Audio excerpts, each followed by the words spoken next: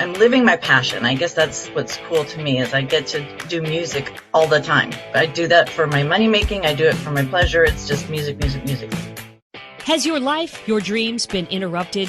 Good news. It is possible to reinvent our lives. People are doing it every day, and some are brave enough to share the struggles, disappointments, and challenges. If you are looking for a new beginning, a do-over, or to rediscover your passion, maybe even find a new one, then grab a cup of coffee and let's talk.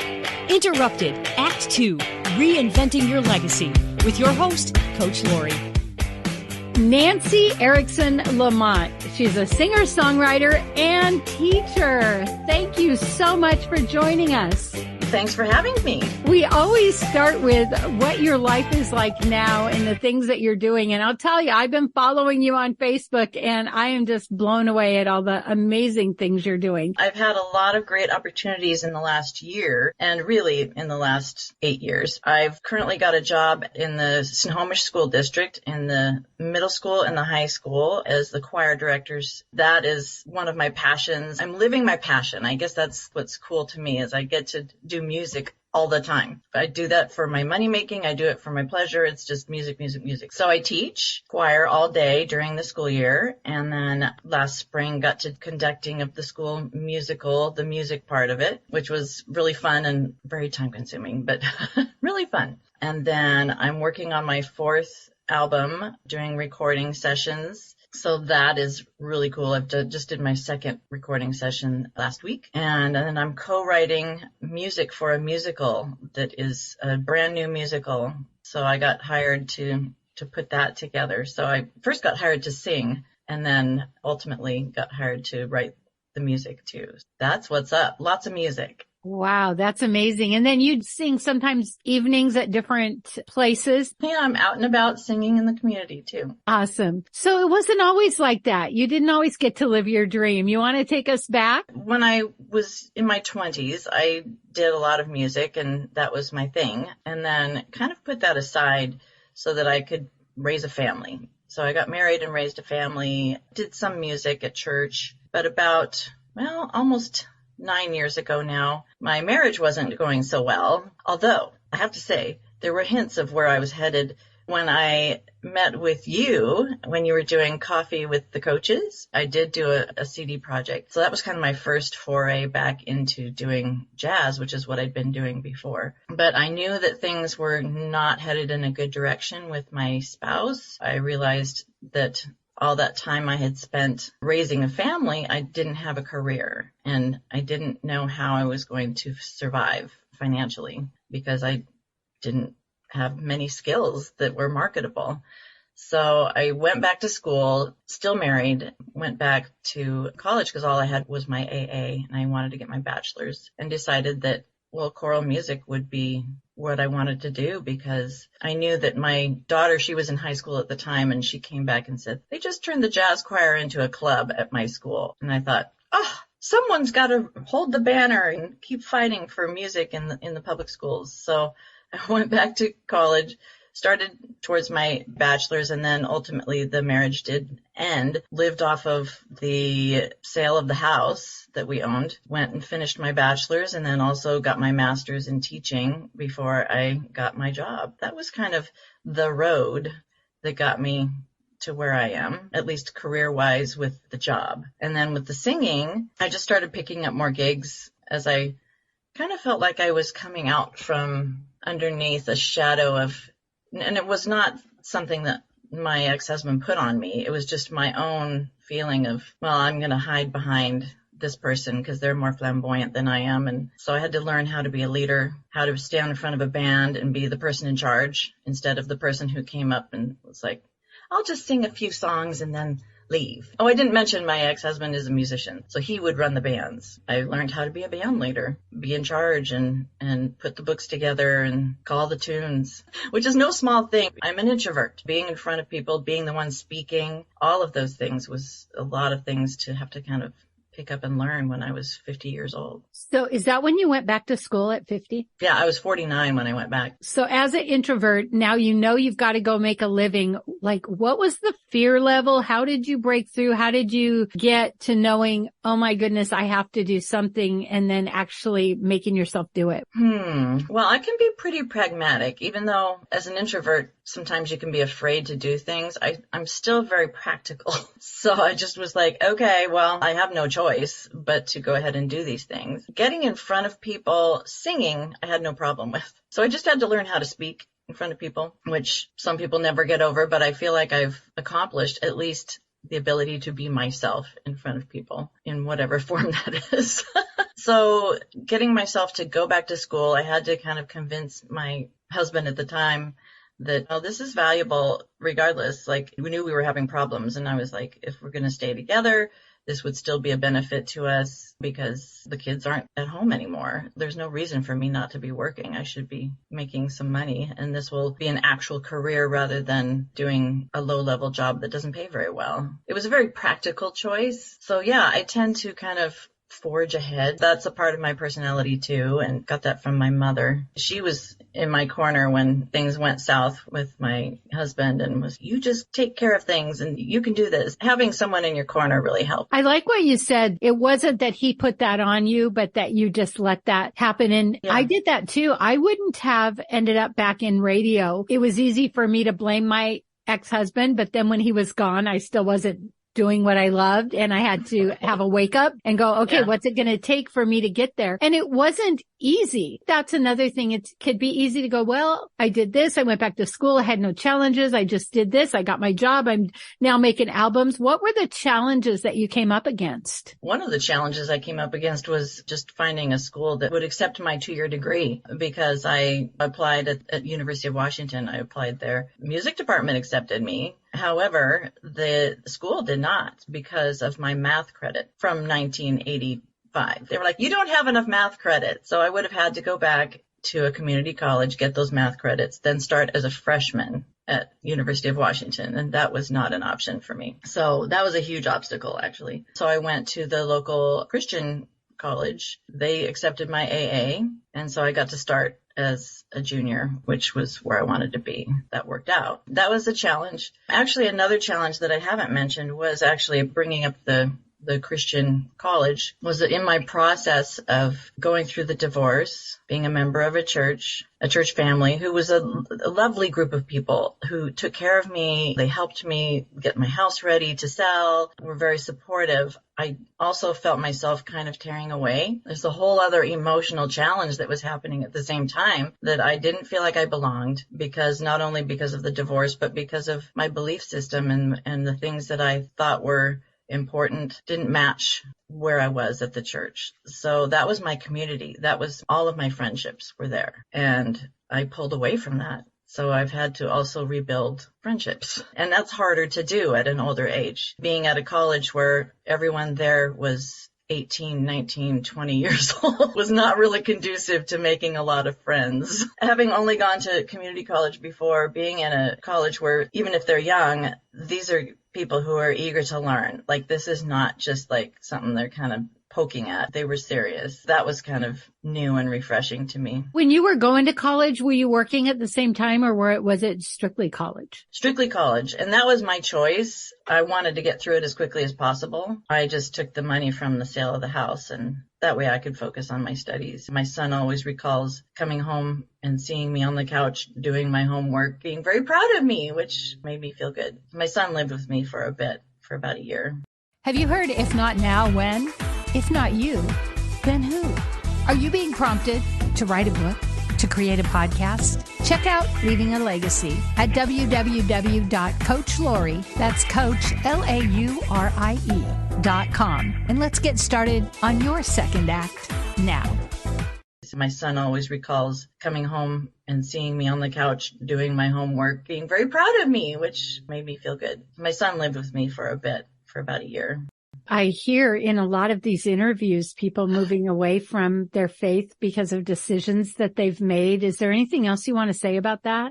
Yeah, it wasn't just decisions that I made because of the divorce, because I felt accepted I did have a hard time with going to church and feeling like everyone's felt sorry for me. I didn't want to feel like I was something to be pitied. So that I didn't enjoy. And there were just some beliefs that they didn't match with me. As far as faith goes, I kind of got comfortable with the idea that it's okay not to know the answers. I wasn't okay with when I was younger, but as I've gotten older, I'm kind of like, oh, we don't ever really know the answers. You don't grow up and all of a sudden know things, or a faith isn't going to give you everything. My faith really now is just live in the moment, enjoy where I'm at. As far as friendships go, I'm still working on it. I've got friends in the music community and in my teaching community. But I have to say, close friendships are hard to come by. I've actually reached back to one of my friends from the church. We're building back a friendship on a level that isn't based on just faith alone, but just on our friendship, which I think is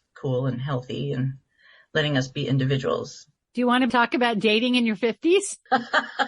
Oh, well, certainly not fun. I mean, I didn't date for 2 years at all, because I just wanted to focus on school and I didn't want to make a mistake. Like, I didn't want to go and just grab the next person and have them be exactly like what I had just left. And then I got on to like Match, OkCupid, and met a few frogs.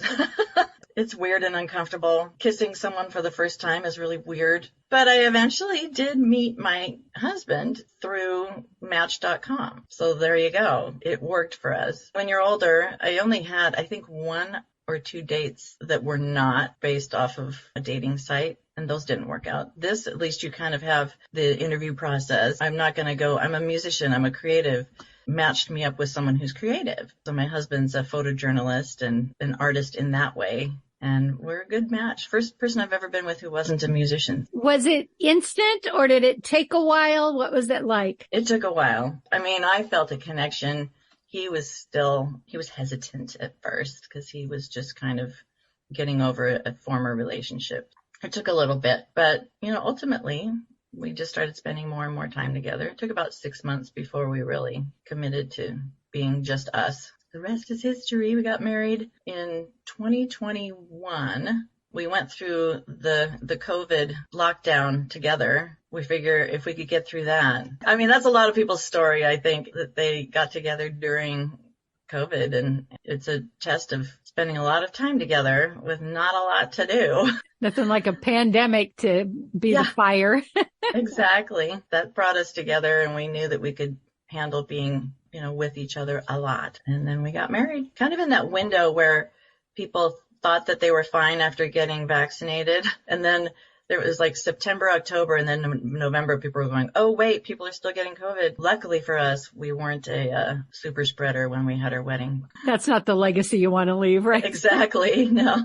Before we go, I have 3 questions. One is, what do you really want people to know? I really want people to know that you can follow your passion and find ways to do it that aren't going to make you broke, like doing the teaching, which is a form of my passion. It's not everything, but it's a big piece of it. Piecemealing is okay because I do and I love it. It gives me lots of variety. So I'm not just doing one thing, I'm doing 3 things. And they're all within the realm of what I enjoy, and they all bring different things. This is a side note, I guess. I've just started really getting into my songwriting, which I had not done before. And that's just out of kind of going for it. I guess go for it. That's what I want people to know. Life is too short to not. It is. I see the end. As we get older, we're like, oh my gosh, hurry, hurry, hurry. So I feel a little bit like I need to get all these things done that I want to get done, and I want to do them now.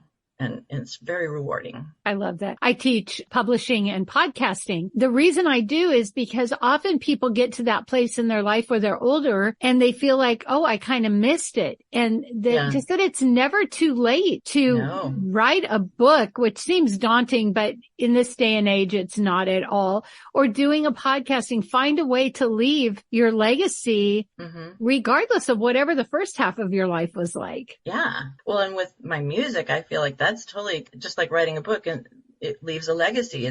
I'm gone. My music's going to be here for at least a generation. Someone's going to hear it. That's leaving your mark, your voice. I love that. Which I think is important. So what are you reading or listening to? I did listen to a very frivolous but interesting book. I'm a bit of an Anglophile. I lived in England when I was 8 for a year with my family, and so I got really into the royal family. So I listened to Prince Harry's book, all the gossip. I loved it. In fact, my sister and I went on a little vacation and we met some people. We were sitting in a sauna.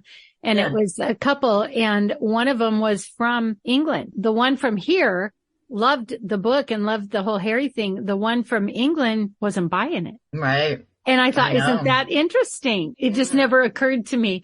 But, oh man, I love that book. you just love him. You just like want to take him under your wing. I'm like, Harry. Oh, I know. Yeah, I'm a Harry and Meghan, like I'm in their corner. Oh. Yeah, I watched the documentary right after that. Yeah. If somebody wants to get your album or find you, tell us all the ways we can find you. Well, I'm working on my new website because I have changed my performance names. I'm Nancy Erickson Lamont. Ultimately, that will be my website, nancyericksonlamont.com. I've already got the rights to that. But currently, it's nancyericksonsings.com. You can hear my music on Spotify, Apple Music, Amazon Music. When I first met you, you were all about jazz. Are you still staying with that genre? Pretty much, yeah. This next album is going to be all original music, so it's everything that I've written, which is kind of jazzy, kind of just singer-songwritery. It kind of crosses genres somewhat. Is there a message to your music? A lot of it is just personal stories of love. There's one called TikTok, which is kind of about political unrest. I wrote one called The Lighthouse, which is based off of a movie that I saw that was just creepy and scary, and I liked it. So it's a little dark. And there's one, well, I wrote it, and then it was arranged by pianist Josh Nelson, who has played with a lot of really famous people. So I'm really excited to have him on the album, called Auf Wiedersehen, Good Night. And it's about my mom who's got Alzheimer's. And so it's just kind of sad. It's a sad song, but I figure a lot of people can relate to it. I felt compelled to write it because I knew that it would hit the mark for a lot of people who also go through that with their parents. Yeah, the long goodbye. I'm sorry about that with your mom, but I am so glad that you're telling your stories. However we tell them, with music, with writing, with podcasting, that is the answer to someone's prayer when they hear it. Yeah, and it's a connection. It's a way we all, as humans, connect with one another because we all have similar stories. Everyone's story is an individual, but we also share things like the loss of a parent, or a parent going through struggles, or falling in love, or falling out of love, breaking hearts. All those things happen to all of us. Well, you are certainly leaving your legacy. Thank you. Thank you so much for being on the show. Thanks for having me. Thanks, Lori. Coach Lori here. I am not anti-aging. I am all about aging gracefully. Did you know we stop making collagen at a certain age? And did you know powdered collagen has to go through your whole digestive system? So I am a big fan of Glow Liquid Collagen. It helps me age gracefully, inside and out. To order, check the link below. By the way, if you order 2 at the same time, free shipping. Or if you would like to be an affiliate, make a little extra cash, click the affiliate link. 3 things we learned from Nancy. Maybe we've been taking a back seat and didn't even realize it, but that we can booster our confidence and step up to the plate. Maybe that thing we love that we've always wanted to do, maybe it can not only be our hobby and our gig, but our way to make a living. Walking away from relationships is hard, but there is healing. If you love this podcast, here's a big ask. Will you share with your friends and family, subscribe, give us a review, and a 5-star rating so that others looking to reinvent their lives will be able to get the help they're looking for? Thank you in advance.